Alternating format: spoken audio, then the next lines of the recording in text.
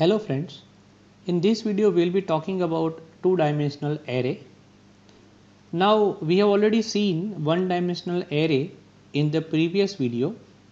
If you have not seen that, I request all of you to go through it so you can able to understand the concept of array and declaring one-dimensional array. Now today we will be talking on two-dimensional array. So two-dimensional array, it is more or less row and column type of structure. We can say that it is matrix or table like structure. So it is combination of rows and columns. So here in the image you can see that whenever I am declaring any such type of an array, it is collection of columns and rows. So how to declare a two-dimensional array? So for that, data type, array name, then here we will be having two square brackets. The first square bracket specifies that how many rows we want in an array, and second particular part specifies that how many columns we want. For example, if I have written integer a of 3, 2 means that here an array of 3 cross 2 will be declared, means that which contains 3 rows and 2 columns. So here you can see that there are 3 rows 1, 2, 3 and 2 columns 1, 2. Now automatically we know that index starts for 0. So this is your first row, but the first row is indexed as row 0, row 1, row 2, column 0 and column 1. Now each particular cell, this is considered to be cell. So each particular cell is the combination of row and column. So here we can see this is the intersection of row 0 and column 0. So this particular element or cell can be identified as A00. Now if we talk on this particular element, it is intersection of row 0 and column 1. So the name is A, row part is 0 and column part is 1. Likewise, if we take the example of this is row 2 and column 0. So this is A of row number is 2 and column is 0. So this is how the naming convention in two-dimensional array is being used. Now we try to understand that how to scan particular two-dimensional array. So for example, we have written integer a of 3, 2 means that there will be an array of 3 rows, 2 columns, and it can able to store 6 different elements. Now as we know that whenever we are going to repeat same type of operation again and again, then we can go for looping mechanism. So here also we will be using looping mechanism for performing the task of taking value from user. Now since it is two-dimensional array, we have two-dimensional, one is row and one is column. So for that, to represent row and column, we need to have two different for loops here. Since we have rows and columns, we will be using two for loop. First for loop is for row, second for loop is for column. We can also say this, the outer for loop is for row, inner for loop is for column. So the syntax is very same as one dimensional array. We have loop control variable. It is to be initialized with starting index of row, which we know that all the index starts from 0, and it ends at ending index of row, which is 2 here, because we can see there is row 0, 1 and 2. So the ending index of row is 2, so this will be 2. Then this particular for loop is for column. So starting index of column, it is 0, ending index will be 1. Why 1? Because there are two columns, column 0 and column 1. So ending index of a column is 1.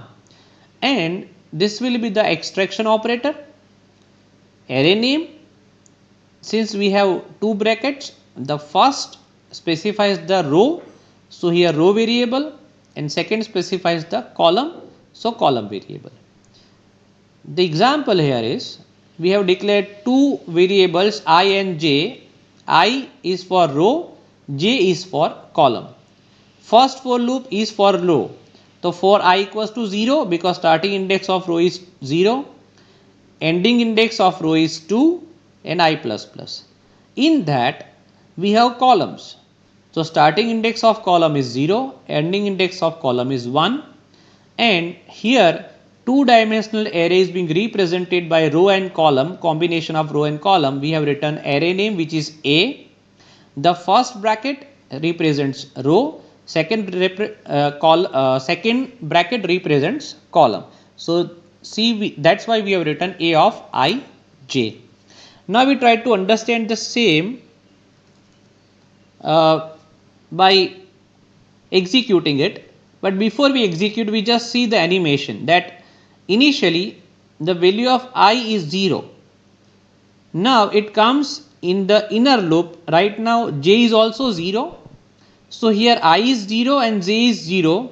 So it will take the value of a 0 0. So here we can see I is 0, j is 0. So we are taking the value of a 0 0. Now j will be incremented. So now j becomes 1. I is still 0, j becomes 1. So it is a of 0 1.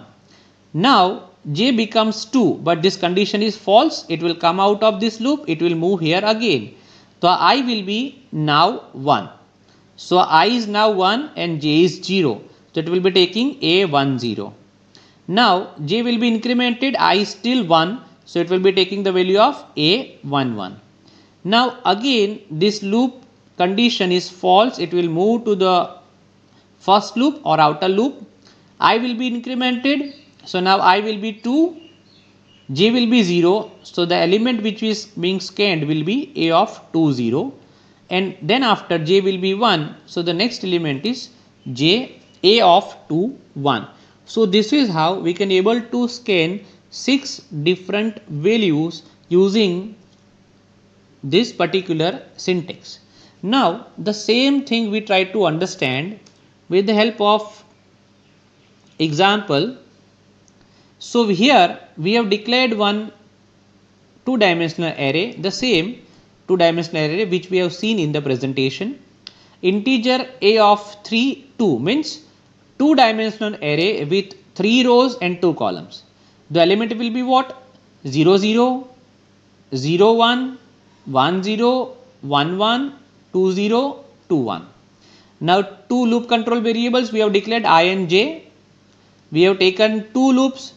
The first loop is for representing row, the second loop is for representing column, and this is how we can represent two-dimensional array. Array name in the first bracket will be writing row control variable, in the second bracket we will be writing column control variable, and in the same manner we are going to print the element. Only the difference is in the first part here we have used extraction operator, here we are using insertion operator to print the value on the screen. We try to execute this code. I am executing it. So I need to enter different values. So it will be asking me to enter 6 different values because it is 3 cross 2 array. So I am entering 6 different values. Now since I am printing it on the screen, it will print the same 6 different values on the screen. Now one important thing we need to understand here, that here we can able to see that the presentation is of matrix type, that you can see 1 row, 2 rows, 3 row and different columns. But actually this is for logical understanding. Practically this will not be stored like this in memory. In memory it will be stored in one dimensional way. One dimensional way means what? Now since this is integer array, this will give an memory address 1010, then this will give an address memory address 1012. Then this is 1014, this will be 1016, then 1018 and 1020. So memory will be allocated in this manner, row major manner. So this is how we can able to implement the concept of two-dimensional array in C++. If you have any doubt regarding this, you can write me on shikshansetu@gmail.com. I hope you have enjoyed this video. Please like and subscribe this. Thank you for watching.